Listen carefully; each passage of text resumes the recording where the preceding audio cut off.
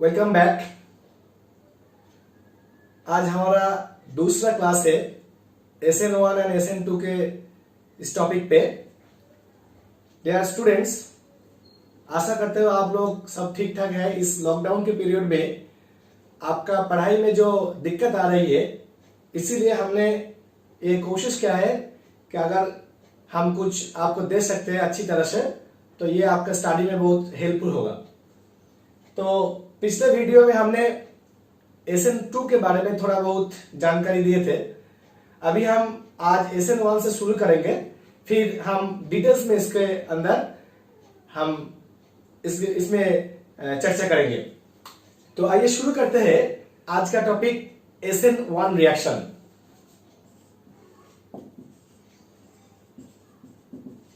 ये SN1 reaction ये क्या होता है? ये यूनिमोलिक्यूलर होता है। ये इसका जो फीचर्स है, ये two step reaction. Two step reaction means complex reaction. इसका जो पहला स्टेप है, उस स्टेप में एक कार्बोकैटायन फॉर्मेशन होता है। वही हमारा स्लो स्टेप है। स्लो स्टेप में जो कार्बोकैटायन फॉर्मेशन होता है, एंड दूसरे स्टेप में उस कार्बोकैटायन एक न्यूक्लियोफाइल से अटैच होता है, देन हमको प्रोडक्ट मिलता है। तो ये स्लो स्टेप में एक ही मॉलिक्यूल पार्टिसिपेट करता है, इसलिए इसको SN1 कहते हैं। Let us take an example.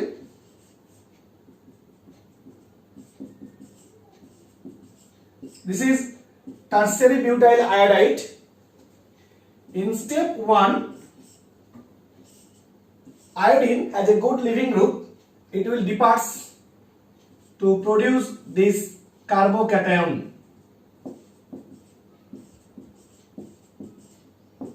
plus I minus. Now this is the slow step and this is our RDS. In step 2, the nucleophile which may be the solvent molecule, or we can add the react nucleophile. So this nucleophile will attach here to produce the desired product.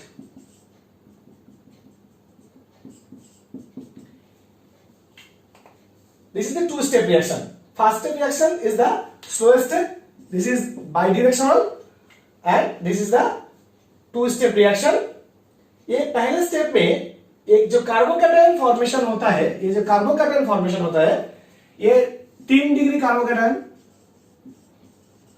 3 degree carbocation सबसे stable होता है, इसलिए carbocation formation होता है। फिर carbocation में OH group, OH minus as a nucleophile ये attack करता है एंड ये प्रोडक्ट देता है।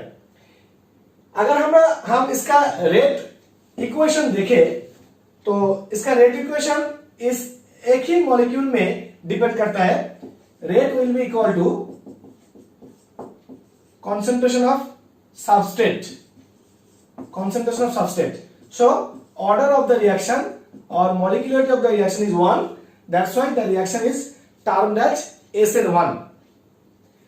आइए दोस्तों, आप ये देखते हैं यहां पे ये जो मॉलिक्यूल हमने लिया है, ये SN2 मोड में रिएक्शन क्यों नहीं किया?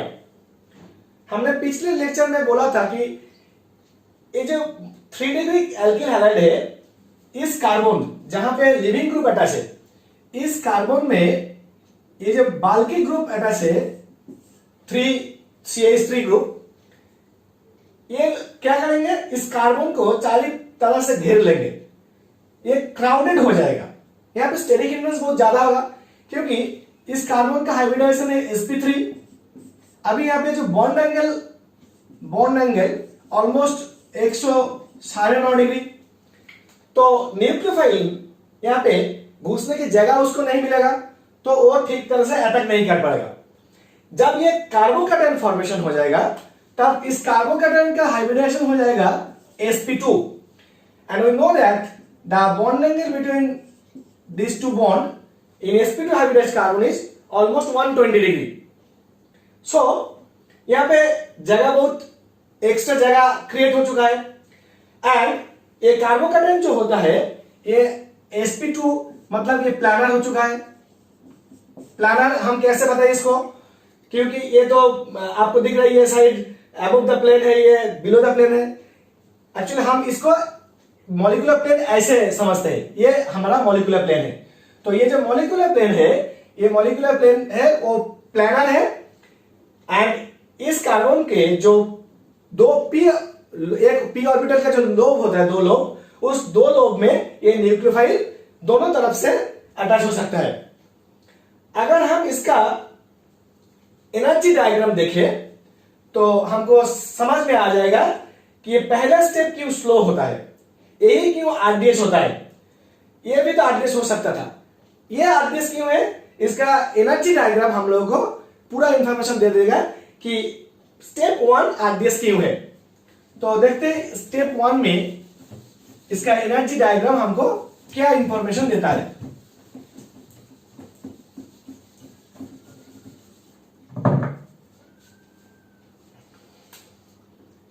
State SN1 reaction energy diagram. This is our reaction coordinate energy.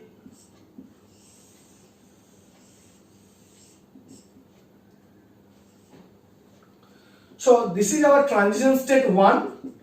This is our transition state 2. Here is the intermediate carbocation. Intermediate carbocation. Here substrate, that is alkyl halide, which is our substrate, and here is the product. अगर हम इस energy diagram को ठीक तरह से देखें तो ये जो पहला स्टेप होगा, इस स्टेप का एक्टिवेशन एनर्जी जो है ये 1, ये बहुत ज्यादा है।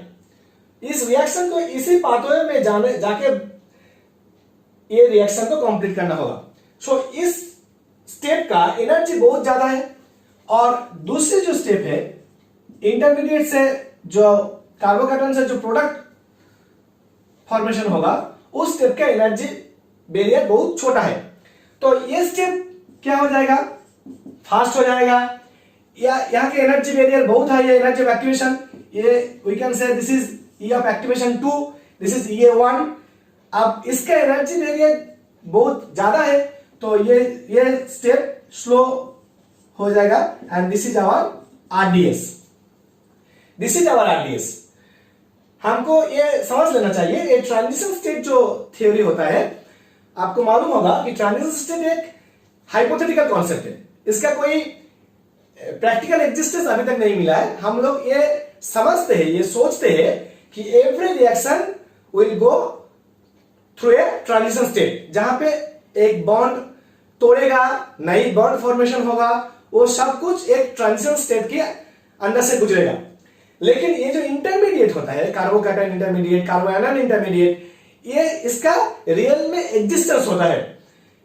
तो हम इसको रिएक्शन मिक्सचर से अलग कर सकते हैं, हम इसको रिएक्शन मिक्सचर में ट्रैप कर सकते हैं, तो इसका एग्जिस्टेंस होता है। लेकिन ट्रांजिशन स्टेट का कोई एग्जिस्टेंस नहीं होता है, ये एक हाइपोथेटिकल कॉन्सेप्ट है। तो इस ग्राफ से आपको पूरी तरह से समझ में आ जाएगा कि इसका पहला स्टेप जो है ये क्यों स्लो है और दूसरा स्टेप क्यों फास्ट है। So this is our RDS. Now in पहले स्टेप में जो रिएक्टेंट है, जो प्रोडक्ट है, स्टेप 1 का रिएक्टेंट एंड प्रोडक्ट। रिएक्टेंट कौन सा है, सबस्ट्रेट है रिएक्टेंट, एंड प्रोडक्ट है कार्बोकेटायन इंटरमीडिएट। सो प्रोडक्ट का एनर्जी रिएक्टेंट से ज्यादा है। सो फर्स्ट स्टेप का, स्टेप 1 का जो डेलेज वैल्यू होगा वो होगा positive, that is exothermic, sorry endothermic, endothermic. And step 2 का ये जो अभी रिएक्टेंट ये है, ये प्रोडक्ट है, तो इससे प्रोडक्ट बहुत ज्यादा स्टेबल है। स्टेप 2 का एंथैल्पी चेंज नेगेटिव होगा, सो ये एक्सोथर्मिक होगा। आपको ये ध्यान में रखना चाहिए कौन सा स्टेप एंडोथर्मिक है, कौन सा स्टेप एक्सोथर्मिक है। ऐसे नीट में क्वेश्चन पूछा जाता है, तो पहला स्टेप जो होता है वो उसका डेल एच पॉजिटिव होता है, ये एंडोथर्मिक होता है। दूसरा स्टेप जो होता है डेल एच नेगेटिव होता है, ये एक्सोथर्मिक होता है। तो इस ग्राफ को अगर आप अच्छी तरह से समझ ले तो आपको समझ में आ जाएगा कि इसका पहला स्टेप क्यों स्लो है एंड दूसरा स्टेप क्यों फास्ट है। इसलिए इसका पहला स्टेप जो होता है वही हमारा रेट डिटरमिनिंग स्टेप होता है। Now SN1 reaction is mainly depend on the stability of the carbocation. जिसका कार्बोकैटायन जितना स्टेबल हो जाएगा वो उतना ही ज्यादा उतना ही अच्छा SN1 रिएक्शन में पार्टिसिपेट करेगा। ये आपको ठीक तरह से समझ लेना होगा। कौन सी रिएक्टेंट, कौन सी सबस्ट्रेट अच्छी तरह से SN1 रिएक्शन करेगा, कौन सी सबस्ट्रेट अच्छी तरह से SN2 रिएक्शन करेगा, ये आपको ठीक तरह से समझ लेना होगा। फिर आपको हम ये समझाएंगे ये SN1 SN2 रिएक्शन का स्टीरियोकेमिस्ट्री, कहां इन्वर्सन होता है, कहां रिटेंशन होता है, कहां रेसिमाइजेशन होता है, ये सब आपको ठीक तरह से समझना पड़ेगा। इसलिए आपको ये जो हमारा लेक्चर है इसको पूरा देखना पड़ेगा, ठीक से समझना पड़ेगा एंड अंत तक अगर आप देखेंगे तो आपको पूरा शायद समझ में आ सकता है। आइए हम देखते हैं कौन कौन फैक्टर है जो SN1 SN2 रिएक्शन को अफेक्ट करता है। पहले जो फैक्टर होता है वो है nature of substrate. Nature of substrate क्या होता है? नेचर ऑफ सबस्ट्रेट ये होता है कौन सा सबस्ट्रेट, कौन सा एल्किल हैलाइड या कौन सा सबस्ट्रेट SN1 अच्छा करेगा और कौन SN2 अच्छा करेगा। आपको ये ध्यान में रखना है SN2 रिएक्शन स्टेरिक फैक्टर में बहुत ज्यादा डिपेंड करता है। जिसका स्टेरिक हिंड्रेंस बहुत ज्यादा है वो SN2 रिएक्शन अच्छा नहीं करेगा, लेकिन वो SN1 रिएक्शन कर सकते हैं अगर उसका कार्बोकैटायन स्टेबल होता है। तो SN2 रिएक्शन अच्छा होगा जिसका स्टेरिक हिंड्रेंस बहुत कम है, जो क्राउडेड फ्री है, उस मॉलिक्यूल SN2 रिएक्शन में अच्छी तरह से पार्टिसिपेट करेगा। सो अगर हम ये तीन मॉलिक्यूल एग्जाम्पल की तरफ से ले, 1 methyl halide, now 1 degree alkyl halide, that is CH3CH2X, अब 2 degree alkyl halide and 3 degree alkyl halide.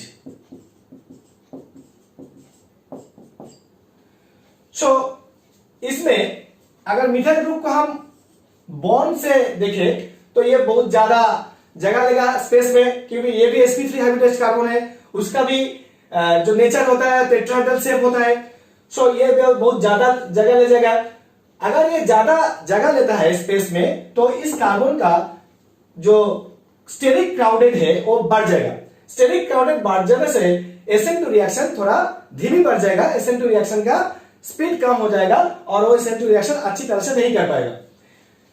तो अगर हम यहां से इस साइड में मूव करें तो SN2 रिएक्शन विल इंक्रीज करेगा। और कार्बोकैटायन का जो स्टेबिलिटी है अगर हम उसको ध्यान में रखें तो methyl carbocation is very much unstable, 1 degree carbocation is more stable then methyl carbocation, उससे ज्यादा स्टेबल है 2 डिग्री कार्बोकैटायन, उससे भी ज्यादा स्टेबल है 3 डिग्री कार्बोकैटायन। सो कार्बोकैटायन के स्टेबिलिटी से SN1 रिएक्शन इस तरफ से ज्यादा इंक्रीज हो जाएगा। अभी हम आपको एक टेबल बना देंगे जहां पे हम आपको एक्सप्लेन करेंगे कौन सी मॉलिक्यूल अच्छी तरह से SN1 करेगा, कौन सी मॉलिक्यूल अच्छी तरह से SN2 करेगा। तो ये एक टेबल हम बना देते हैं। Nature of substrate, SN2 reaction probability, SN2 reaction probability. Nature of substrate, अगर ये मिथाइल हैलाइड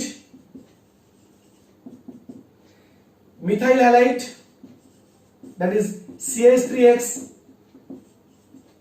इसका probability very good. Now 1 degree alkyl halide, primary alkyl halide that is CH3CH2X, ये भी अच्छा SN2 रिएक्शन करेगा। Secondary alkyl halide, secondary alkyl halide जो होता है, सेकेंडरी एल्किल हैलाइड ये बहुत अच्छा SN2 रिएक्शन नहीं करेगा। Tertiary alkyl halide, tertiary alkyl halide ये SN2 रिएक्शन एकदम ही नहीं करेगा, ये फेल हो जाएगा यहां पे। Now allylic halide,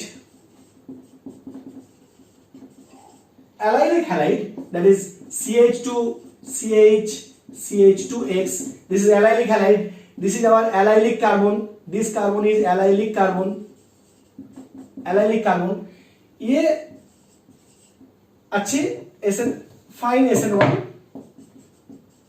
SN2 reaction करेगा। Then benzylic halide, benzylic halide that is benzene के ऊपर CH2X, ये भी ठीक ठाक SN2 रिएक्शन करेगा। ध्यान में रखना है ये कार्बन भी 1 डिग्री है, इस कार्बन का डिग्री भी 1 डिग्री है, फिर भी ये अच्छी तरह से SN2 रिएक्शन करेगा। नाउ इस टेबल के लास्ट में जो आएगा वो हम ऊपर लिखते हैं alpha carbonyl halide, alpha carbonyl halide ये सबसे अच्छा SN2 रिएक्शन करेगा। Now the question is that why this compound participate in SN2 reaction very efficiently, ये एक्सलेंट प्रोडक्ट देगा। आइए इसको हम थोड़ा एग्जाम्पल लेते हैं इसका, और इसको हम ठीक तरफ से आपको समझाते हैं कि अल्फा कार्बोनिल कंपाउंड जो होता है वो एक्सलेंट SN2 रिएक्शन क्यों करेगा, इसका पीछे राज क्या है। हमको जो राज है केमिस्ट्री का, जो मिस्ट्री है, वो आपके पास अनफोल्ड करना है, ये राज को हम समझना पड़ेगा। तो ये कंपाउंड जो होता है ये क्यों अच्छी तरह से SN2 रिएक्शन करेगा, देखते हैं। सपोज CH3CO CH2X, अब इस ग्रुप का जो नेचर है माइनस आई इफेक्ट है, माइनस आई ग्रुप, माइनस आई ग्रुप क्या करेगा, यहां से इलेक्ट्रॉन विड्रॉ कर लेगा, तो इस कार्बन का इलेक्ट्रॉन डेफिशिएंसी डेल प्लस का नेचर बढ़ जाएगा। ये एक पहला फैक्टर है। दूसरी फैक्टर ये है जब न्यूक्लियोफाइल आएगा, न्यूक्लियोफाइल का जो इलेक्ट्रॉन डेंसिटी है, इस इलेक्ट्रॉन डेंसिटी को इस कार्बोनिल ग्रुप भी कुछ इस इलेक्ट्रॉन डेंसिटी से एक पार्शियल बॉन्ड फॉर्मेशन करेगा, जो इसका ट्रांजिशन स्टेट को बहुत ज्यादा स्टेबिलिटी देगा। ये न्यूक्लियोफाइल से कार्बोनिल ग्रुप एक बॉन्ड, इसका इलेक्ट्रॉन डेंसिटी कुछ ये ड्रैग कर लेगा, ये भी इलेक्ट्रॉन न्यूक्लियोफाइल इसको भी इलेक्ट्रॉन देगा।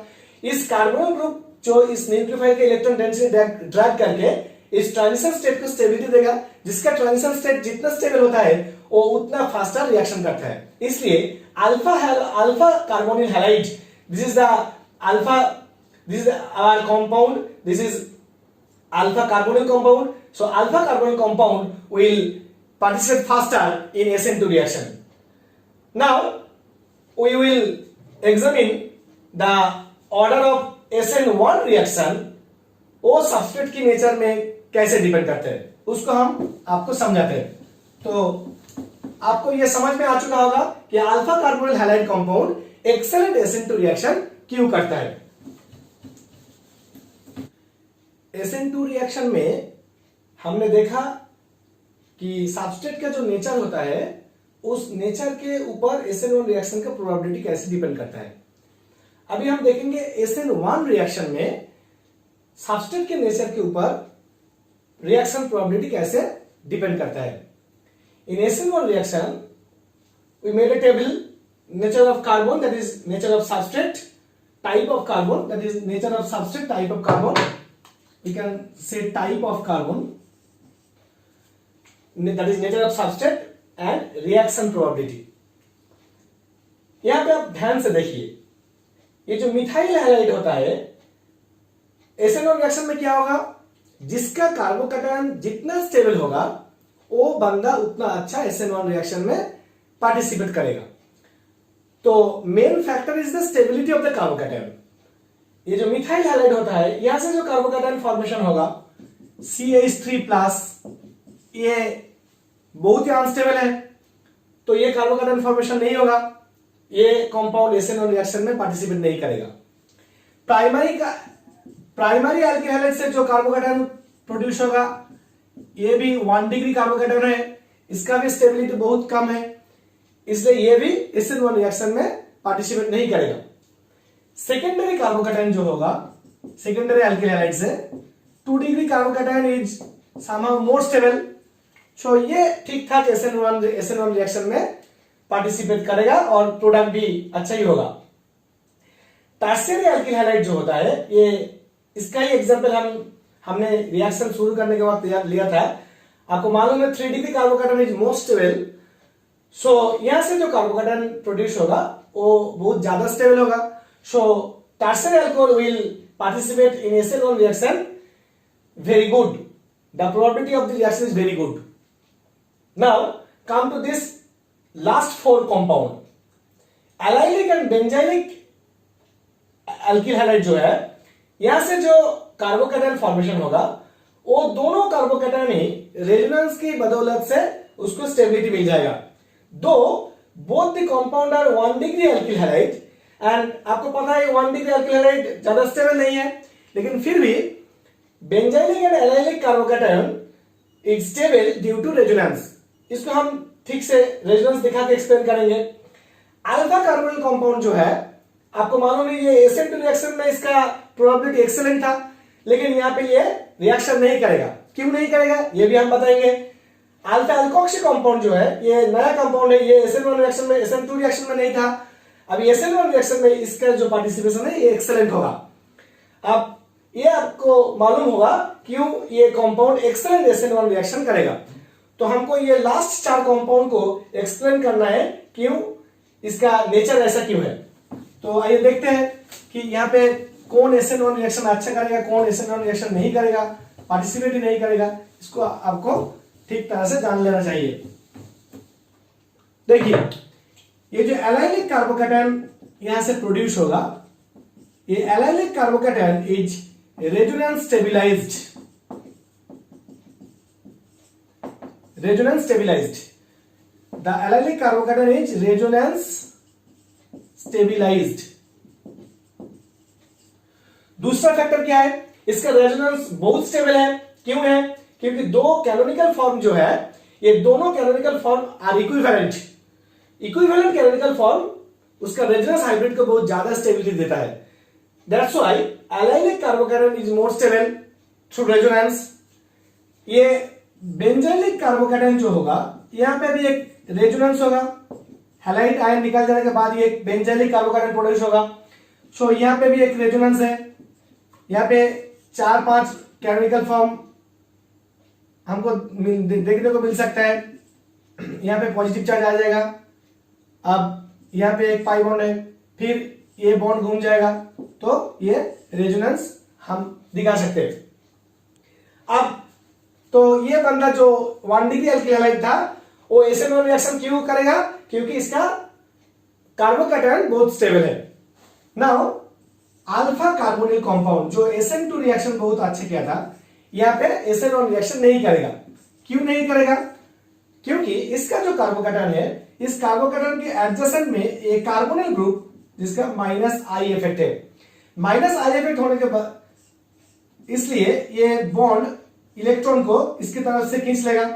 तो ये कार्बोकैटायन के इलेक्ट्रॉन ऑलरेडी डेफिशिएंट है, इस कार्बोनिल ग्रुप की प्रेजेंस की वजह से ये इलेक्ट्रॉन इसका डेफिशिएंसी और बढ़ जाएगा, तो ये कार्बोकैटायन हो जाएगा वेरी मच अनस्टेबल, और अनस्टेबल होने की वजह से ये SN1 रिएक्शन में पार्टिसिपेट नहीं करेगा। नाउ ये जो एल्कोक्सी कार्बोकैटायन होगा, हैलोजन आयन के निकालने के बाद यहां पे कार्बोकैटायन फॉर्मेशन होगा। अब ये कार्बोकैटायन फॉर्मेशन जब हो जाएगा, तब इसका जो रेजोनेटिंग स्ट्रक्चर है कैनोनिकल फॉर्म, ये ऑक्सीजन यहाँ पे एक रेजोनेटिंग स्ट्रक्चर बनाएगा, RO डबल बॉन्ड CH2। अगर आप ध्यान से देखें, इसका जो 2 कैनोनिकल फॉर्म है, एक नंबर 1 नंबर 2, ये एक नंबर का जो फॉर्म है कैनोनिकल फॉर्म नंबर 1, यहाँ पे इस कार्बन का ऑक्टेट फिलअप नहीं है, ये 6 इलेक्ट्रॉन सिस्टम है, कार्बोकेटन 6 इलेक्ट्रॉन सिस्टम, तो ये अनस्टेबल हो जाएगा। लेकिन रेजोनेंस जो होता है, इसलिए ऑक्सीजन एक लोन पेयर देके पाई बॉन्ड क्रिएट करेगा, तो अब इस कार्बन का ऑक्टेट फिलअप होगा, ऑक्सीजन का भी ऑक्टेट फिलअप है, अब यहाँ पे एक पॉजिटिव चार्ज आ जाएगा, ऑक्सीजन का भी ऑक्टेट फिलअप है। सो इस केमिकल फॉर्म में हाइड्रोजन को छोड़ के जितना एटम है सबका ऑक्टेट फिलअप है। तो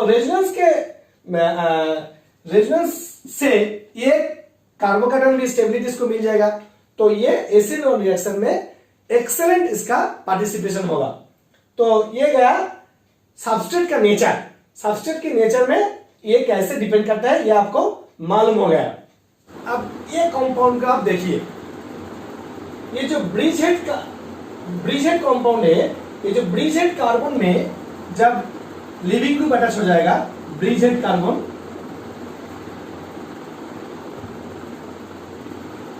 ब्रिज हेड कार्बन एटम, तब यहां से अगर SN1 रिएक्शन होना, ये अगर SN1 रिएक्शन करना चाहता है तो यहां से क्लोरीन को निकालना पड़ेगा।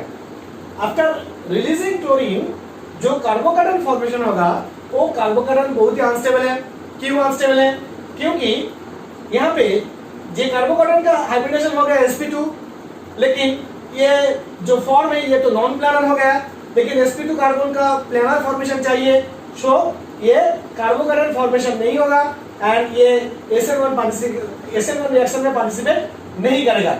ये आपको ध्यान में रखना चाहिए कि bridge head carbon compound why not participate in SN1। Now we will see what is the role of the solvent in SN1 and SN2. So role of the solvent.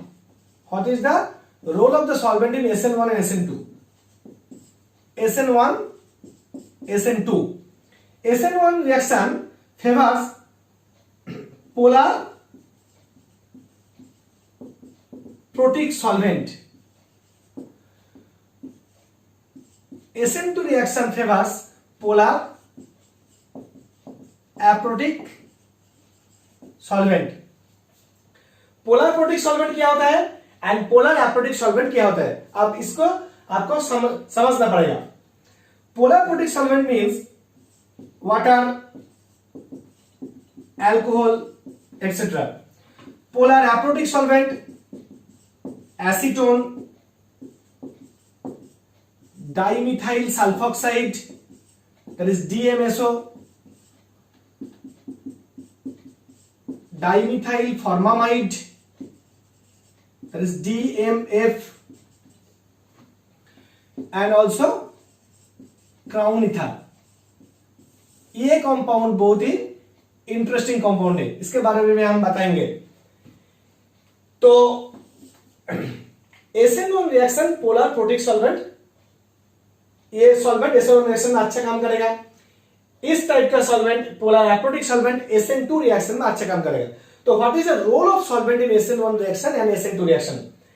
Polar, आपको मालूम है ये कंपाउंड्स ऑफ पोलर है, क्योंकि यहाँ पे जो covalent bond है, यहाँ पे इलेक्ट्रोनेगेटिविटी का डिफरेंस होता है, तो ये कंपाउंड पोलर बन गया है। यहाँ पे जितने कंपाउंड हमने लिया है सब पोलर कंपाउंड है, लेकिन यहाँ पे हाइड्रोजन एंड इस कंपाउंड में भी hydrogen is attached with oxygen which is more electronegative than hydrogen, तो ये compound can produce H+ ion efficiently.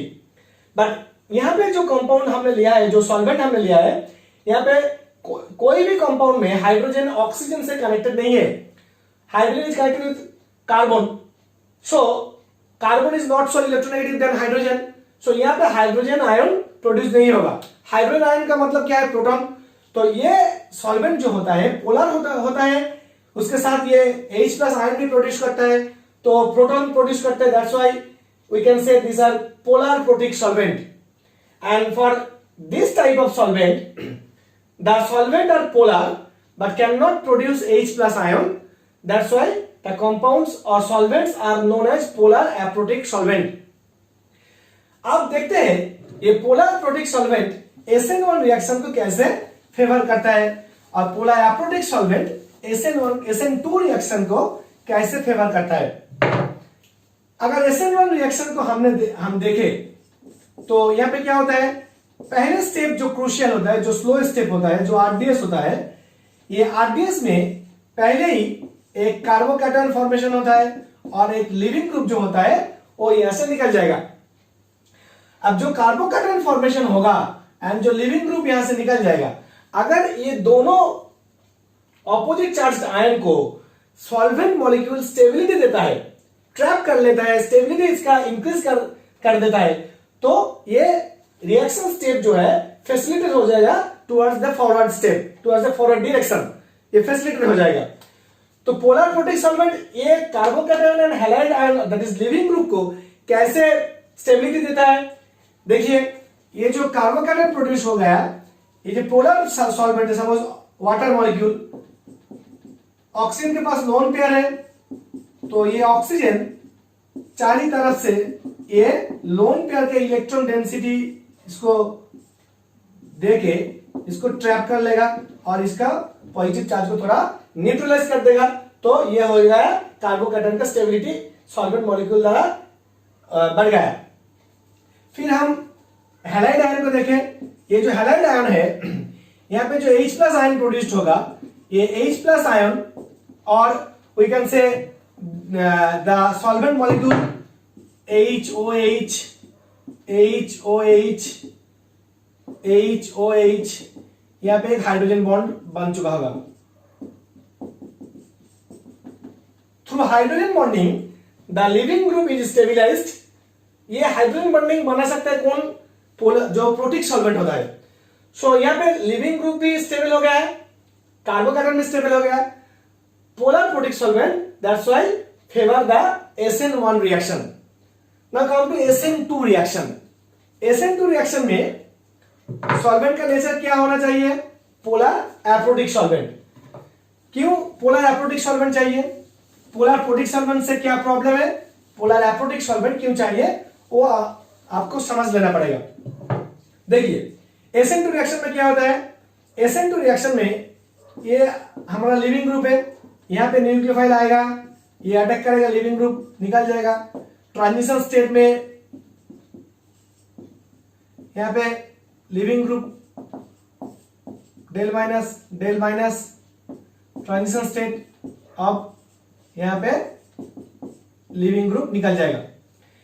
SN1 reaction, SN2 reaction में आपको मालूम है न्यूक्लियोफाइल का जो स्ट्रेंथ है वो स्ट्रॉन्ग इनफ होना चाहिए, स्ट्रॉन्ग इनफ, क्योंकि यहां पे और एक आपको बात समझ लेना चाहिए, लिविंग ग्रुप जो एक लोन पेयर ऑफ इलेक्ट्रॉन, ये पेयर ऑफ इलेक्ट्रॉन जिसके पास है, जो बंदा लिविंग ग्रुप के पास लोन पेयर इलेक्ट्रॉन होता है उसको हम बोलते हैं न्यूक्लियोफ्यूज। न्यूक्लियोफ्यूज, ये न्यूक्लियोफ्यूज इसके पास भी एक लोन पेयर है। अगर हम ऑपोजिट डायरेक्शन में रिएक्शन को देखें तो ये पहले एक न्यूक्लियोफाइल था, अब ये दूसरा न्यूक्लियोफाइल आके इसको निकलना चाह रहा है, तो ये दो न्यूक्लियोफाइल के अंदर एक कंपटीशन होगा। If this nucleophile is strong enough then this nucleophile, so this nucleophile then is capable of to enter this carbon and to remove this living group. so इस न्यूक्लियोफाइल को स्ट्रॉन्ग होना पड़ेगा। अब इस न्यूक्लियोफाइल के strong होने का जो पॉसिबिलिटी है वो सॉल्वेंट मॉलिक्यूल थोड़ा इंक्रीज कर देता है। कैसे इंक्रीज करता है देखते हैं। सपोज हमारा जो न्यूक्लियो कंपाउंड है, nucleophilic compound KOH, K plus OH minus, ये चार्ज न्यूक्लियोफाइल है, उसका ऑपोजिट काउंटर आयन भी वहां पे प्रेजेंट होगा। तो अगर ये साथ साथ रहता है तो इस न्यूक्लियोफाइल जो है उसका चार पास में, उसका सराउंड में पोटेशियम आयन ऑपोजिट चार्ज है, वो उसको घेर के रखेगा, तो ये न्यूक्लियोफाइल में उसका स्ट्रॉन्गनेस को कम कर देगा। लेकिन अगर कोई सॉल्वेंट मॉलिक्यूल K प्लस को ट्रैप कर लेता है तो ये फ्री हो जाएगा न्यूक्लियोफाइल। न्यूक्लियोफाइल फ्री हो जाने की वजह से उसका स्ट्रेंथ अब बढ़ जाएगा, अब वो बहुत एग्रेशन के साथ यहां पे अटैक करेगा। तो ये जो K प्लस आयन है, ये K प्लस आयन और जो काउंटर आयन होगा, कैटायन काउंटर आयन होगा, वहां पे acetone molecule that is MeCO, CO MeMe, यहां पे इलेक्ट्रॉन डोनेट करके इसको स्टेबिलिटी देगा।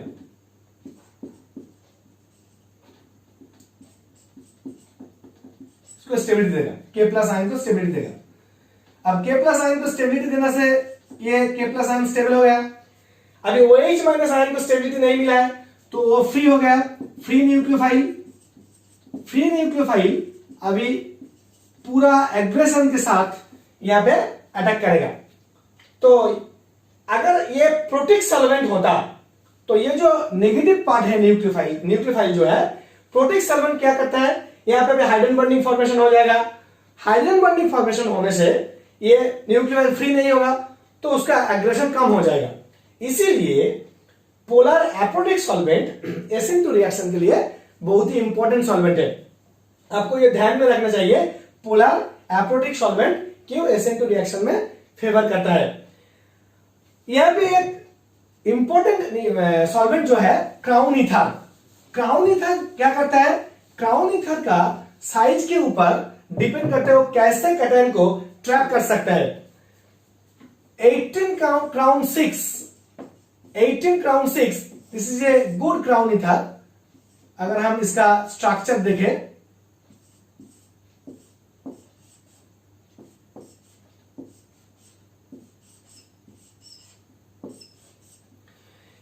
Crown 6, Y 18 crown 6? 18 क्राउन 6 क्योंकि यहां पे 6 ऑक्सीजन एटम है और total number of atom carbon and oxygen लेके 18 है, दैट्स व्हाई 18 क्राउन 6। अब K प्लस आयोन इसके जो अंदर में जो स्पेस है यहां पे पूरा ट्रैप हो जाएगा। ठीक तरह से समझिए, K प्लस आयोन इसके अंदर से पूरा ट्रैप हो जाएगा। अभी KOH में जब K प्लस आयन पूरी तरह से ट्रैप हो जाएगा तो OH आयन जो है न्यूक्लियोफाइल, ये तो पूरा फ्री हो गया, फ्री न्यूक्लियोफाइल। तब ये बंदा बहुत ही एग्रेशन के साथ SN2 रिएक्शन में पार्टिसिपेट करेगा, उसका रिएक्शन रेट अच्छा हो जाएगा, रिएक्शन भी बहुत अच्छा होगा। तो ये आपको ध्यान में रखना चाहिए। सॉल्वेंट जो होता है, सॉल्वेंट मॉलिक्यूल को अगर पोलर एप्रोटिक सॉल्वेंट होता है तो वो SN2 रिएक्शन में अच्छी तरह से पार्टिसिपेट करता है और रिएक्शन को फेवर करता है। ये गया सॉल्वेंट की role in SN1 SN2 reaction. Now what is the role of nucleophile? What is the role of nucleophile in SN1 and SN2 reaction? Now role of nucleophile. अभी आपने सुना कि SN2 रिएक्शन जो है वहां पे दो न्यूक्लियोफाइल का एक कंपटीशन है। जो इनकमिंग न्यूक्लियोफाइल है उसको ज्यादा स्ट्रॉन्ग होना पड़ेगा then leaving group. So in SN2 reaction we need strong nucleophile, but in SN1 reaction यहां पे तो पहले स्टेप जो है, जो रेट डिटरमिनिंग स्टेप है, वहां पे तो न्यूक्लियोफाइल का कोई रोल नहीं है। दूसरे स्टेप में जो कार्बोकैटायन फॉर्मेशन होता है, उस कार्बोकैटायन से कोई भी न्यूक्लियोफाइल आके वहां पे एक बॉन्ड फॉर्मेशन कर सकते हैं। सो SN1 रिएक्शन में if we use weak nucleophile then it also produce और participate in reaction. Strong nucleophile होने से तो कोई प्रॉब्लम नहीं है, लेकिन वीक न्यूक्लियोफाइल जो है वो भी SN1 रिएक्शन में काम करेगा। ये एक पॉइंट आपको नोट कर लेना चाहिए कि weak nucleophile is also participate in SN1 reaction. ये आपको ध्यान में रखना है। नाउ 2 डिग्री एल्किल हैलाइड जो है इसका एक अजीब सा नेचर है। ये SN1 रिएक्शन भी करता है, ये SN2 रिएक्शन भी करता है। Now the problem is that when it will participate in SN1 reaction and when it will participate in SN2 reaction. When the nucleophile is strong nucleophile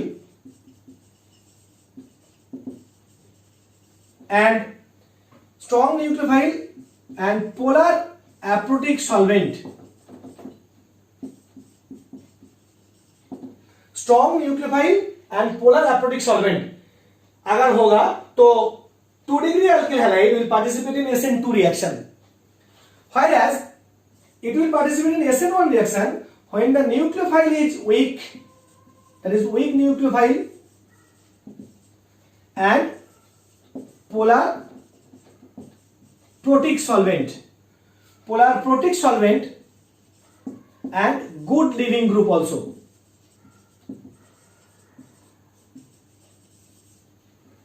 ये 3 पॉइंट है, आपको नोट कर लेना चाहिए।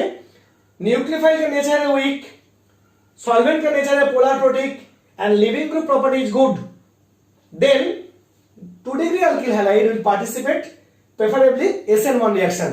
But when the nucleophile is strong and solvent is polar aprotic, then it will preferably participate in SN2 reaction. Now, what is the role of leaving group? What is the role of leaving group in SN1 and SN2 reaction?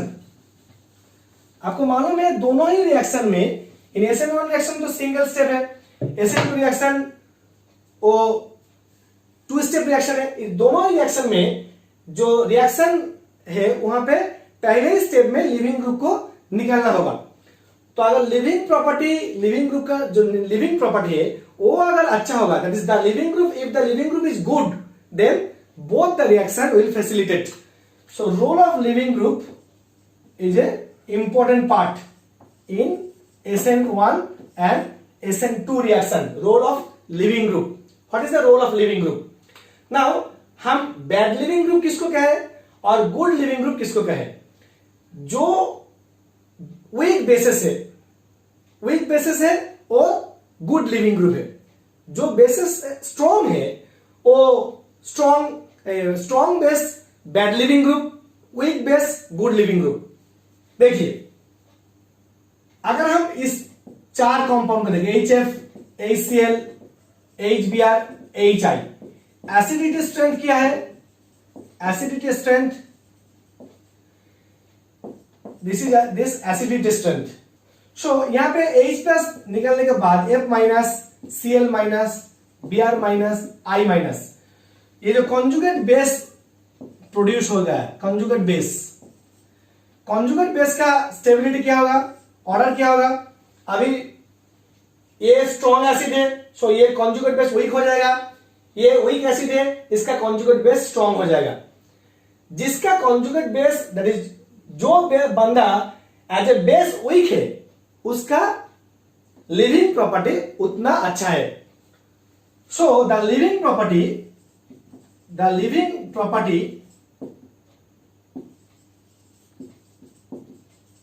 is like this.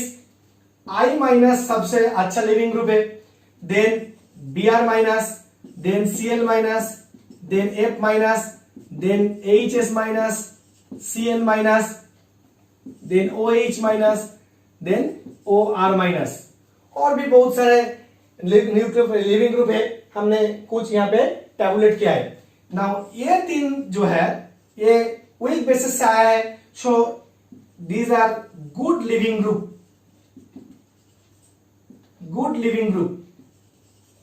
And these are bad living